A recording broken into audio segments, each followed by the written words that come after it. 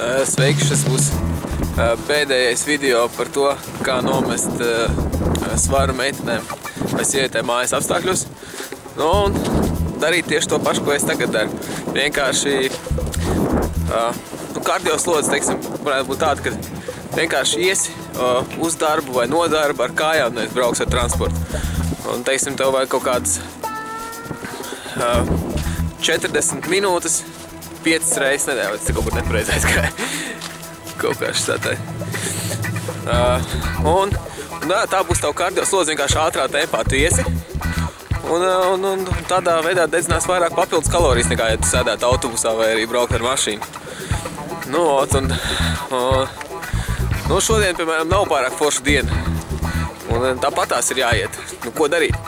Ja tu gribi, ja tu esi izdomājis, tad te ir labs piemērs. Vari nosačkot un neizdarīt kā vajag, bet ja tu izdari, tad pēc tam būs liels gandarījums, un tad arī labāks iet rezultāts, tad arī aug motivācija, un tad arī viss arī notiek.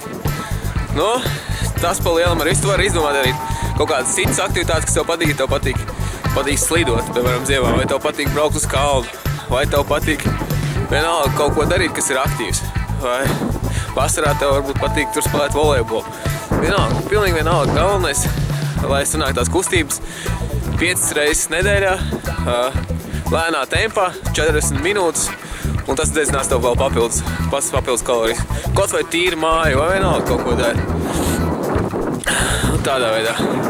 Un tad tas viss kopā saliekot, tas treniņš mājās, kas bija, tad bija diēta, šis te kardio, nosacītais kardio, cik kardio vienkārši ātrā raidā solīt vai, bet arī tad dedzina kalorijas. Un tad viss kopā un noteikti jābūt rezultātiem. Ja tā diēta būs puslīdz sakarīga, tad viss būs kārtībā, ja tu viņu ievērosi. Jāpērīs mazāk kalorijas nekā tu patērē.